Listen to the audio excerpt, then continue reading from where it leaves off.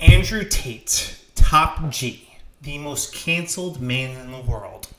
Also, the porn peddler, polygamist, and alleged human trafficker. We have a lot to get into today.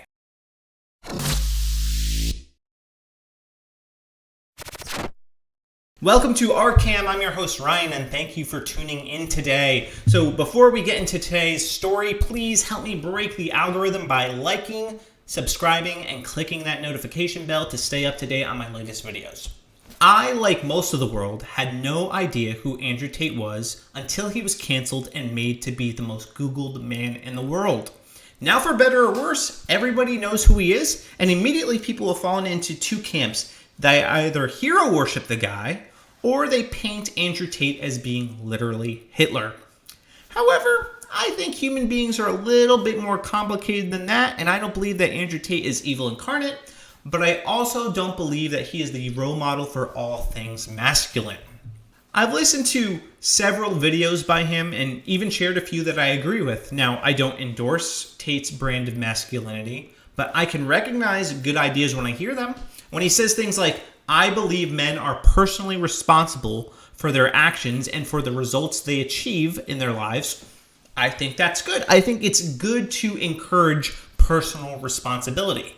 Or when he says things like, I affirm the importance of endlessly improving my mental facilities through diligent work, study, and practice, it's hard to find fault here. These are sayings that come from his tenets of Tateism, which is a list of mostly good principles to live by. I don't agree with all of them, but most of the tenets are actually pretty positive. It's the good things he says that are what resonate with a lot of disenfranchised men.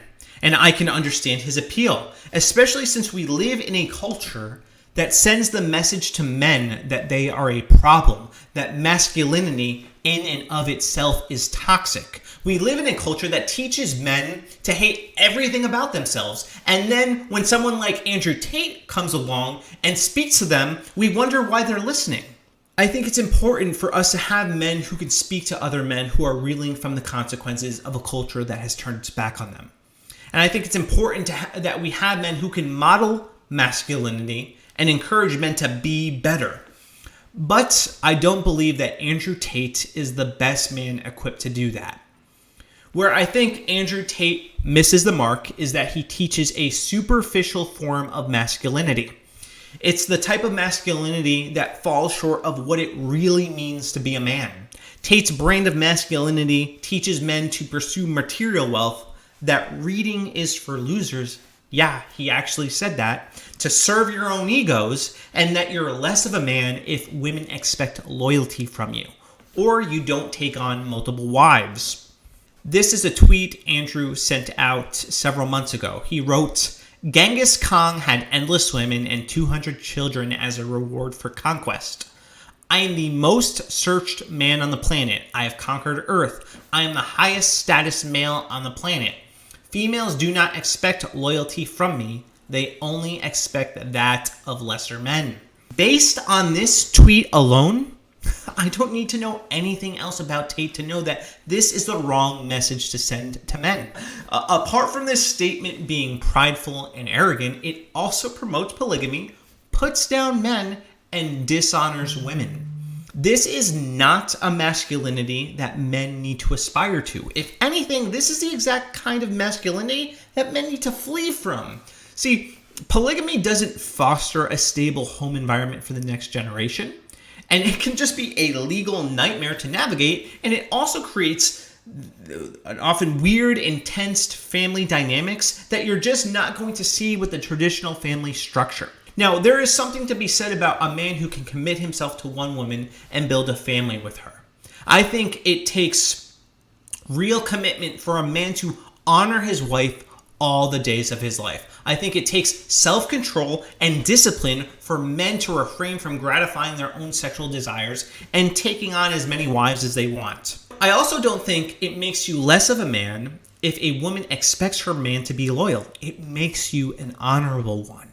See, loyalty is rare in our culture, and it's something that we should expect from both husbands and wives. For a man to honor his wife, to honor his vows, and remain loyal is one of the most masculine things that he can do. It's easy to break those vows. It's easy to give into sexual impulses. It's easy to stroke our own egos. It's something else entirely to demonstrate faithfulness to one woman. See, we live in a culture that doesn't bat an eye at adultery or sexual promiscuity. But these are what dishonor men.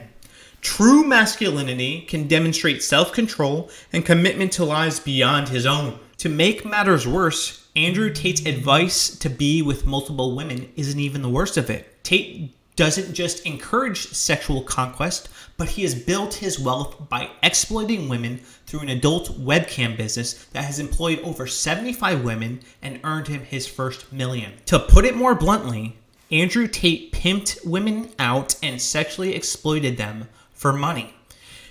He's featured in a video bragging about how he used women to manipulate men for money.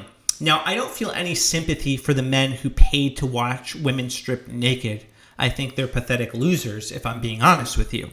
But I don't think Tate is the better man for being the one that's supplying these men with the women. That doesn't make him better, it makes him worse. This is not masculine, this is perverse and wrong. On top of that, Tate is alleged to have been involved in a human trafficking ring and has been arrested by the Romanian police. Now, do I believe these claims? Well, we'll have to see what the evidence yields. I believe that every man is innocent until proven guilty in the court of law. However, if these allegations turn out to be true, then I hope that Tate is judged by the full weight of the law. I despise human traffickers and hope and want nothing but justice for the victims that suffer at their hands. However, if it's proven otherwise, then I hope that Andrew Tate is vindicated. I really do. But based on the small amount of information we just reviewed, I think it's safe to say that Andrew Tate is no role model. Certainly not when he's taking multiple wives and built his fortune on sexually exploiting women. Sure, he's strong and he's bold and he's unafraid and he says some good things. But that doesn't automatically mean men should aspire to be like him, especially when there are such glaring character flaws that he has yet to turn away from. I hope there comes a time where Andrew Tate is man enough to recognize that he isn't God's gift to the world, but that has yet to be seen. And until that happens, men should not aspire to Tate's brand of masculinity. Thank you for tuning in today. If you like this video, please help me break the algorithm by liking, sharing, and commenting on this video. Also, don't forget to click that subscribe button and click that notification bell. Have a blessed day. Deuces.